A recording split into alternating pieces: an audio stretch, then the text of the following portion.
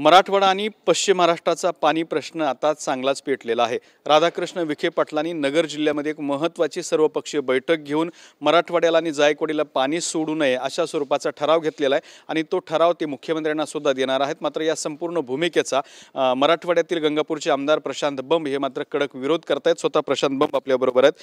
भाऊ, पाणी सुटत नाही जायकवाडीला, पाण्याची गरज आहे आणि दुसरीकडे मात्र असे ठराव घेतले जातात। नाही, सर्वप्रथम मी सर्वांना निदर्शनास आणू इच्छितो, पाणी 100% सुटणार आहे। सुटणार काय, किंबहुना आदेश झालेले आहेत पाणी सुटण्याचे, ते कायदेशीर झालेले आहेत, म्हणून पाणी सुटणार नाही हे होऊ शकत नाही। सध्या राज्य शासनाने ऑर्डर दिलेली आहे। प्रशासन, लॉ अँड ऑर्डर आणि इतर बरेच इश्यू आहेत, ते बघून ते पाणी 100% सोडणार आहे, यात मला कोणतीही शंका नाही आहे। हा विषय आहे, तर पाणी 100% सुटणार आहे। असं दुसरा जो मुद्दा आहे की इथले सर्व पक्षी नेते अशा स्वरूपाचे ठराव घेत आहेत। आपण जसं म्हणतायत तसं मी बघितलं, खरं म्हणजे मला विश्वास नाही पटला की माननीय मंत्री महोदय जे 40 वर्षापासून राजकारण करतायत, सतत मंत्री राहिलेले आहेत आणि ते अशा प्रकारचे ठराव घेत आहेत, खरं म्हणजे मला ते नाही मनाला पटलं। परंतु मी ह्या बाबीची माझ्या पक्षाकडे गंभीर तक्रार करणार आहे, कारण एक मंत्री महोदय विभागामध्ये भांडणं लागतील असे ठराव घेत आहेत। कारण त्यांना हे सगळं माहिती आहे, त्यांची आणि माझे, म्हणजे त्यांनी अप्रत्यक्षरित्या मला हायकोर्ट सुप्रीम कोर्टापर्यंत ते माझ्या विरोधात लढलेले आहेत। त्यांच्या संस्थेच्या मार्फत मी सुप्रीम कोर्टापर्यंत जिंकलेलो आहे आणि हे समन्यायी पाण्याची वाटप राज्य शासनाने ठरवून दिलेल्या लवादाच्या आदेशाप्रमाणेच होत आहे।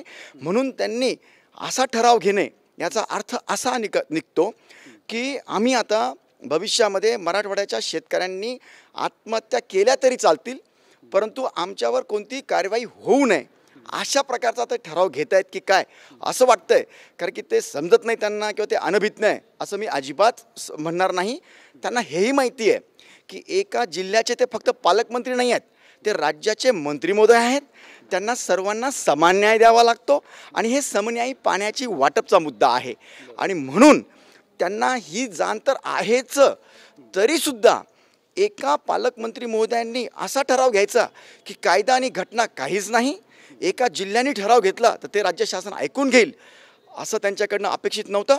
हरकत नाही, मी भेटल्यावर त्यांच्याशी चर्चा करेल आणि त्यांना लक्षात आणून देईल की त्यांनी फार मोठी घोडचूक केली आहे राज्यामध्ये, ह्याचे फार गंभीर परिणाम भविष्यात होऊ शकतात, याची त्यांना का बरं जाण आली नाही हे मला आश्चर्य। मी त्यांच्याशी चर्चा करेल। दुसरा मुद्दा असा येतो की आपल्याकडे ज्या आत्महत्या होतात ते जायकवाडीच्या खालच्या पट्ट्यात म्हणजे सुपीक सधन किंवा बागायती परिसरामध्ये जास्त आत्महत्या झालेल्या आहेत। आता जायकवाडीला पाणी न सोडणं ह्याचा अर्थ त्या परिसरातल्या शेतकऱ्यांना आत्महत्येला परावृत्त केल्यासारखं होईल?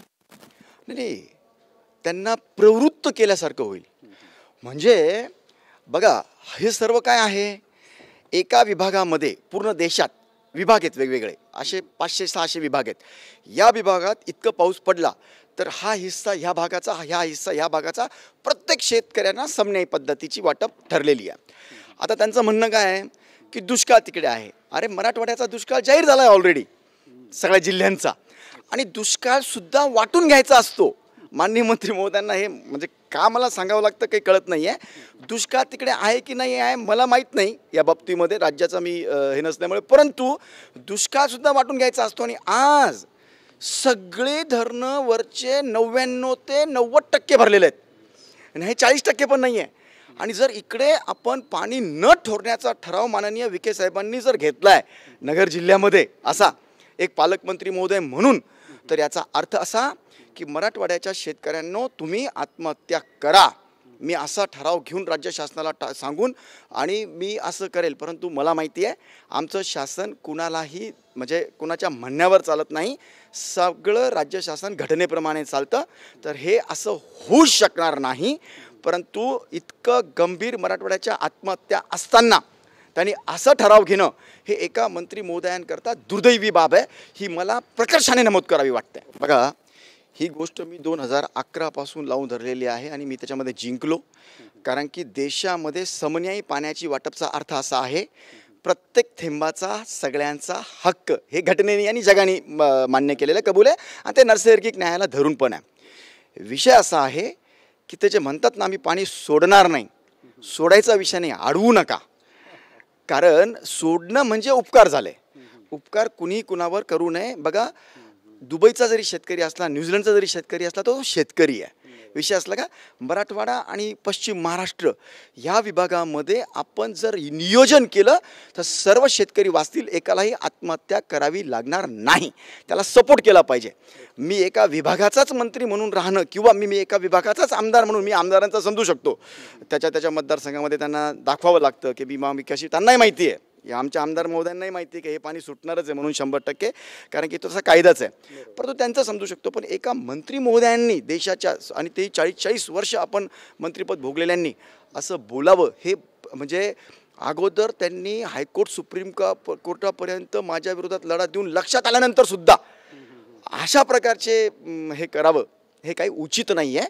म्हणून समन्यायी पाण्याची वाटपा करता त्यांनी उभं राहिलं पाहिजे. त्यांनी हे नाही म्हणायचं की हे मराठवाड्याला सोडणार नाही, पश्चिम महाराष्ट्राला सोडणार नाही. त्यांनी हे सांगितलं पाहिजे कायदेशीर ज्या बाबी आहेत त्या मी प्रक्रिया पूर्णच करणार, काहीही हो. मी तेच म्हटलं ना की बाबा माननीय विखे साहेब मंत्री महोदय हे राज्याचे आहेत आणि म्हणजे ते असं का करतायत मी अगोदर समजू शकलो. ते त्या विभागात होते, स्वतः नाही आले, ते त्यांनी संस्थेच्या मार्फत पिटिशन टाकल्या होत्या.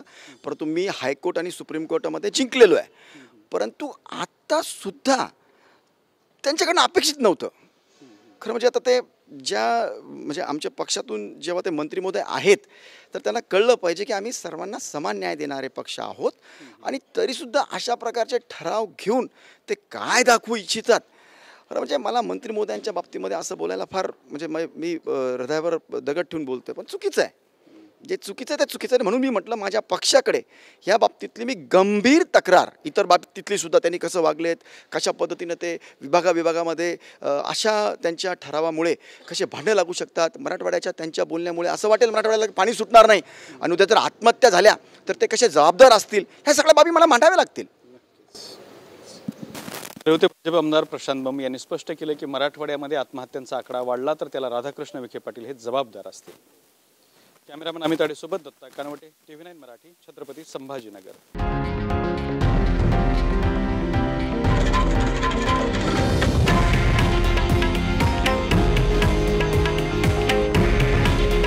हे आहे देशातील नंबर 1 न्यूज नेटवर्क आणि आपण पाहत आहात TV9 मराठी. काळजी तुमची, हित महाराष्ट्राचं.